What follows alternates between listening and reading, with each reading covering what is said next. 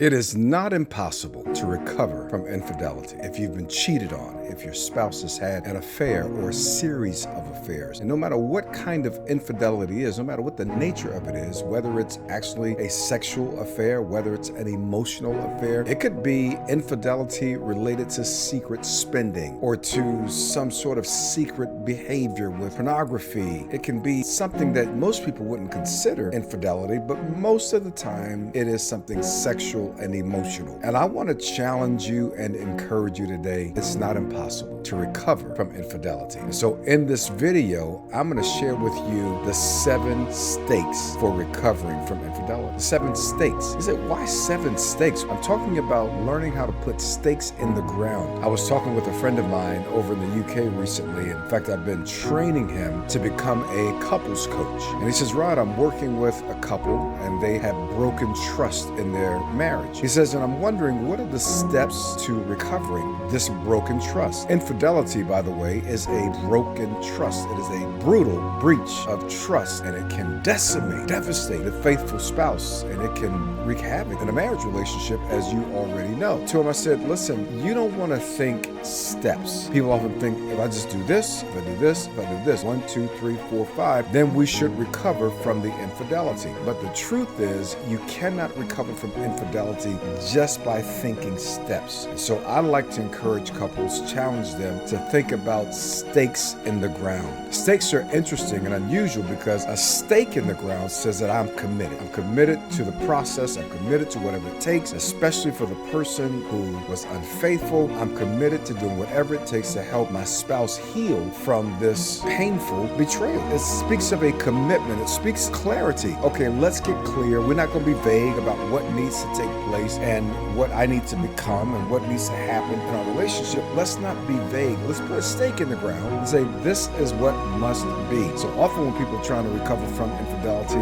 oftentimes on their own, they just have these vague notions about what it takes and, well, I forgive you and I still love you and why don't we try again? And that is not recovery. That's not how you recover. But again, you can recover. Let's talk about the 7 stakes that you want to put in the ground when it comes to recovering from infidelity. Because what we're talking about is putting something firm in place upon which you can put some weight. And these 7 stakes, you might want to think of them as a bit of a boundary around your marriage or relationship, a boundary where you can hang some weight of heavy discussions. You can hang some weight of being able to depend on the other person. You can hang some weight so that you're not easily shattered. Now, when I give you these 7 stakes, you must have this overarching idea in the back of your mind that we have to work these and honor these stakes patiently, because recovery does not happen overnight for anyone. You don't get over betrayal, infidelity, cheating, affairs. You do not get over that overnight. If anybody's ever told you you should just get over it and move on, you should tell them you don't know what you're talking about. And so no matter when it happened, no matter how it happened, you need some really solid stakes to put in the ground. And I want to share with you what those 7 stakes are. All right, are you ready? Now, these 7 stakes that I'm going to give you, all responsibility, consistency, there's a whole list of them. And the point here is that you don't want to skip over the character development aspect of this, because recovering from infidelity is really about becoming the right kind of person who's full of character, who can now do the right kinds of things and who can be patient with the process and who can do those things on a consistent basis. So the first stake is responsibility. If you were unfaithful, you have to take responsibility. Like, you can't go around blaming people. You can't blame your spouse for your infidelity. Like, we're kidding here. You can't blame somebody else for what you do, because no one's responsible for your actions, decisions, behaviors except you. Now, it takes some courage to take responsibility, but that is the beginning of the recovery process. You got to own it. I was wrong. I wish I hadn't done it. Show some contrition when you take responsibility, but you have to take responsibility not only for your actions, but you have to take responsibility to do whatever it takes and to lead the way in the process of recovery. This is a crucial starting point, and a lot of couples, rather a lot of unfaithful partners, miss it because they say, well, my partner should have done this, my spouse should have done that. If they had done this better, if they had been this to me or that to me, then I would not have done it. Please stop. Nobody can make you do something that's wrong. Nobody can make you do it. And so you got to take responsibility. The next stake you want to put in the ground is the stake of humility. Closely related to responsibility is this idea that you got to humble yourself. It takes humility to say, I was wrong, I did it, I created this mess, this happened because of me, not because of what my spouse was not perfect at or didn't give me or didn't deliver to me. I took the action. I created this now environment where there's no trust, and my spouse is anxious, and my spouse doesn't know whether to believe me when I say I'm just going to the store, doesn't know how to deal with when I got to go out of town again. Are you tracking? Humble yourself. Such a powerful idea. The Bible says, humble yourself in the sight of the Lord and he will exalt you. He will lift you up. God gives grace to the humble, but he got something for the proud. And so I want to challenge you. I want to encourage you to humble yourself, to say, I'm here for whatever it takes. That's what humility is. I'm here for whatever it takes, whatever I got to do, whatever I got to make right, whatever I need to own and take responsibility for. I'm here for the journey. I'm here to learn. I'm here to grow. That's what humility says. Integrity is the next stake you got to put in the ground. And integrity simply says, whatever I said I was going to do, that's what I do. If you tell your spouse you're going to be home at 5 o'clock, get there at 4:45 if you can. If you say you're going to put out the trash, put out the trash. Because the moment you don't do what you said you were going to do in an area that could be completely unrelated to infidelity is the moment trust gets dinged. It gets injured again. And so you want to follow through in even the little thing. Now, let me just take a pause here real quick to say that no one is going to do all of this perfectly, but you must be very intentional. And I doubt that most people, in my experience, and I've worked with people a lot in this area for years, most people can't do this simply on their own. It's too caustic. It's too much potential for blowups to happen and misunderstandings to happen. So you really need someone who knows what they're doing, who's worked with people in this area and seen success in this area. Let me offer you, however, a resource that can help you get going. It is my 7 roadblocks in couples conflict. It's a free link. Just grab it there in the description.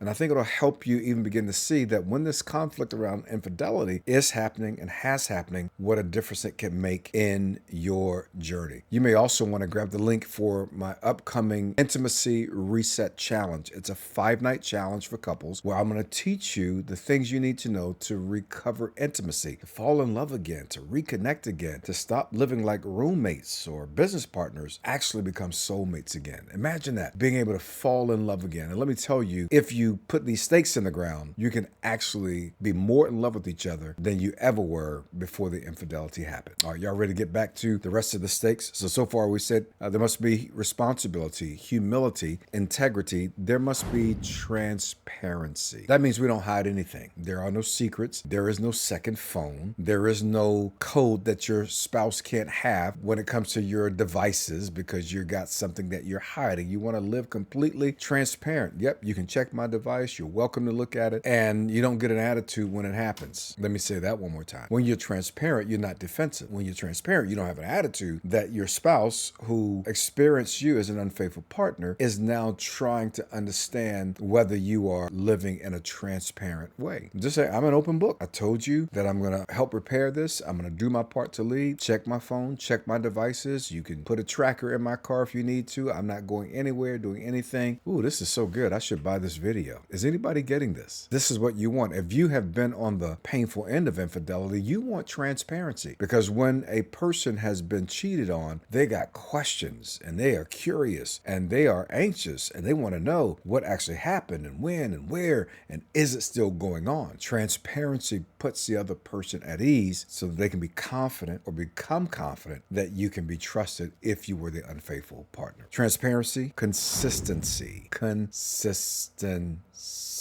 I just want to say that slow for the people in the back of the room so that everybody can get this. You gotta be consistent. Consistent doesn't mean perfect. Consistent means that you develop a track record that helps restore trust. Because the moment infidelity happens, and then when it's found out, all of the trust in your relationship is wasted like a bucket of water that falls over. And the only way to rebuild that trust is by consistently dripping faithfulness, transparency, and integrity and honesty back into the bucket. And so we're talking about consistency, being consistent, doing the right things consistently, doing the things that help your spouse feel like you can be trusted on a consistent basis. Now, I said integrity, but I think I forgot honesty. Let's go back to honesty for a moment here, because honesty and integrity are related, but they're not always the same thing. Honesty simply means I'm going to be honest with you about anything. I'm just going to be honest. I'm not going to lie to you. I'm not going to withhold from you. I'm going to be honest. Were you over here last night at 9 o'clock? Let me be honest. I was. Let me be honest. Who was I with? What was I doing? Let me be honest. Honest is such a quality. A person who's honest, who has developed an honest disposition and spirit, is a person who tells the truth. Sometimes it's difficult and sometimes it's painful, and you're thinking, man, if I'm honest, this is not going to go well. That's why you need somebody to coach you or somebody who helps people get through infidelity, because you need sometimes a person who's objective in the room who can help you process together what just happened after you were honest. But whatever you do not compromise honesty. Let's give you the last one. The last of these stakes is empathy. Empathy is crucial. It's absolutely crucial. Empathy says, let me put myself, if you will, in the body and the life of the person who was faithful and had to experience unfaithfulness. Now, if you were the faithful partner, you know how much you want empathy. Like, can you just imagine what it must feel like to be me? Can you imagine what it's like? Can you just try to put yourself in my shoes? When you were unfaithful, you were doing your thing, I was taking care of the kids and trying to pay the bills or whatever it was, and now I'm lost, and now I'm angry, and now I'm grieving, and now I can't figure out what's what and why, and I ask you these questions because I'm anxious and I'm overwhelmed, and I feel like a fool that you've been out here doing this thing and I didn't know. Can you, as the faithful partner, show some empathy? I'm really sorry I put you through that, is what you say. It makes sense that you would feel that way. You don't get defensive. You don't go, oh my goodness, come on, really? Empathy? Nobody's got time for empathy. Like, don't do that. Don't do that if you're serious about taking responsibility, because you cannot recover trust without empathy.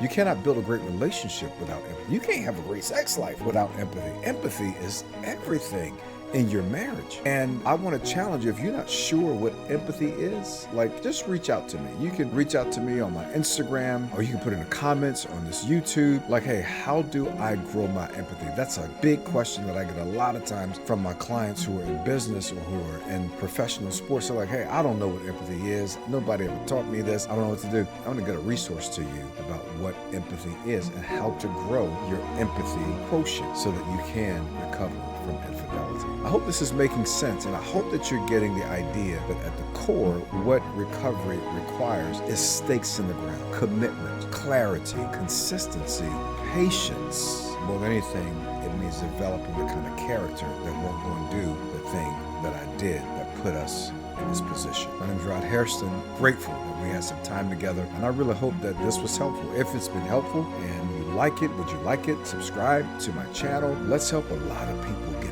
better in their marriages. And we can do that together as you share this, as you like, and as you subscribe. I look forward to seeing you in the next video.